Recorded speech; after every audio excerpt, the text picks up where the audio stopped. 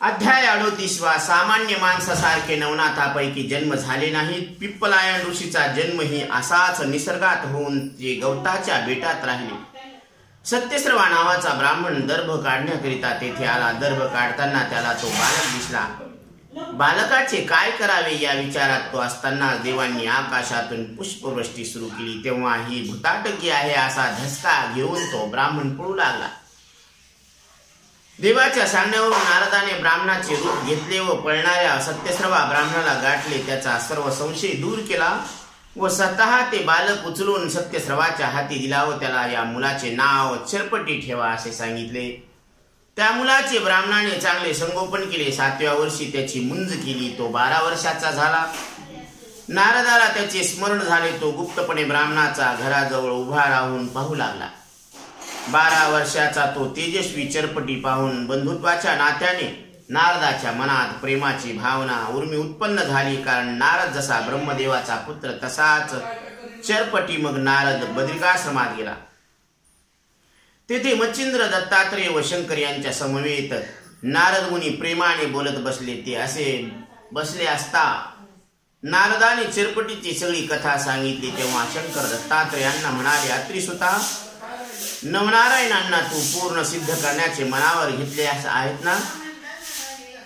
मच्छिंद्रानंतर गोरक्ष, जालंधर, भर्तरी, काणी, चौरंगी, आडबंग, रेवण, नागनाथ एवढेच काय, त्यांचे काही शिष्यही तू धन्य केले आहेस। आता चरपटीला सर्व विद्या शिकविणार ना? दत्तात्रेय म्हणाले, महादेवा, अनुताप झाल्याशिवाय योग विद्या व निवृत्ती यांचा अधिकार कोणालाही प्राप्त होत नाही, म्हणून त्याला दीक्षा द्यायला अजून वेळ आहे। नारदाने चरपटीच्या वयाच्याच एका विप्रमुलासारखे रूप घेऊन सत्यस्रव्याचे दार ठोठावले। दार उघडून सत्यस्रवा पाहतो तो त्याला एक 12-13 वर्षाचा मुलगा बाहेर उभा दिसला। तो म्हणाला, मी कुलंब नावाचा गरीब ब्राह्मण मुलगा आहे। मला विद्यार्थी म्हणून आपण शिकवाल का? तू शिकणार? हो, मी घरातली कामे करीन आणि शिकेन। बघू तर आमच्या चरपटी बरोबर शिकायला बसत जा। मग रोज कुलंब, नारद व चरपटीनाथ एकत्र अभ्यास करू लागले। काहीतरी करून चरपटी व सत्यस्रवा यांचे भांडण झाले पाहिजे। काही दिवसांनी त्या गावातल्या एका यजमानाने ओटी भरण्याच्या कार्यासाठी सत्यस्रवाला बोलावले। तेव्हा तो पूजा करीत होता म्हणून त्याने चरपटीला व कुलंबाला पाठविले। चरपटीने सर्व धर्मकार्य पूर्ण केले। मग यजमान आला व त्याने दक्षिणा म्हणून अगदी थोडे पैसे दिले। ते पाहताच चरपटी संतापला। तो म्हणाला, हे काय, अहो भटजी, ही दक्षिणा गोड मानून घ्यावी। एवढीशी दक्षिणा? काय केवढे आणि दक्षिणा किती? काही विचार तरी करावा। अशा तऱ्हेने शब्दाने शब्द वाढत गेला। तेवढ्यात कुलंब तिथून एकटाच निघाला व घरी येऊन एकदम म्हणाला, घोटाळा झाला, घोटाळा झाला।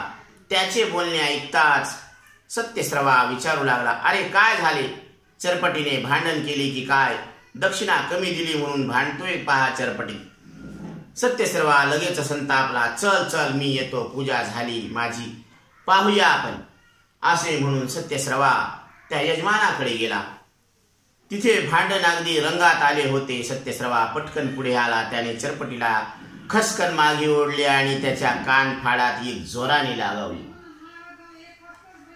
त्यासरशी चरपटी चरफडत तिरीमिरीने तिथून निघून गेला। देवीचे एक देऊळ होते, तिथे तो जाऊन बसला। एकटा मुसमुसत हुंदके देत कुलंब सत्यस्रवाचा डोळा चुकवून आणि वेश पालटून दुसऱ्या मार्गाने दूर गेला। सत्यस्रवा घरी गेला। नारदाने देवीच्या देवळात जाऊन त्याची विचारपूस केली। नारदाने ती संधी साधून सत्यस्रवाच्या कठोरपणाची निंदा केली। चरपटीच्या पाठीवर प्रेमाने हात फिरवला। अरे, त्या ब्राह्मणाचा स्वभाव काही ठीक नाही। गुरु भेटायला असला तर कुठेही भेटेल। मग चरपटी व कुलंब यांनी भगवती देवीला साष्टांग दंडवत घातले आणि हातात हात घालून ते हे गाव सोडून निघाले। क्षेत्रामागून क्षेत्र पाहता पाहता चरपटी व कुलंब केदारेश्वराच्या मंदिरात मूर्तीचे ध्यान करीत बसले। ध्यान करता करता कुलंबाने हळूच त्याला हलविले। चरपटी, समोर पहा। चरपटीने नेत्र उघडले। एक तेजस्वी ऋषी पुढे उभे होते। दोघा मुलाकडे कौतुकाने पाहत होते। चरपटीने सहजच हात जोडले. नारदाने कुलंबाचे रूप टाकले. नारदा, अरे कुलंब कुठे आहे? चरपटीने चकित होऊन विचारले. बाळ, मीच तो कुलंब आणि हे मच्छिंद्रनाथ. नारद म्हणाला, तोच तेथे दत्तगुरु प्रगट झाले. चरपटीने दत्तांना व मच्छिंद्रांना नमस्कार घातला. दत्तांना नारद म्हणाला, मी चरपटीला आपल्या पायापाशी आणला आहे, अनुतापाने पळवलेला आहे. आज याला आता सांभाळा. नवनाथांची संख्या चरपटीनेच पूर्ण होत आहे. चरपटी म्हणाला, महाराज मला ब्रह्मज्ञानी करा. नारद, अवधूत व मच्छिंद्र एकमेकाकडे पाहू लागले. दत्तात्रेयांनी त्याच्या मस्तकी वरदहस्त ठेवला. चरपटीला तत्काळ ब्रह्म साक्षात्कार झाला.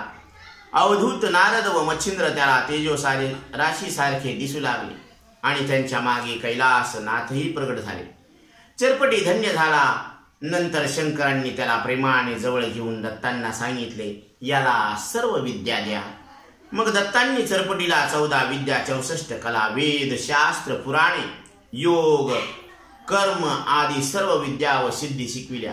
नंतर चरपटीनाथ शंकराच्या व दत्तांच्या आज्ञेने तीर्थाटन करू लागला.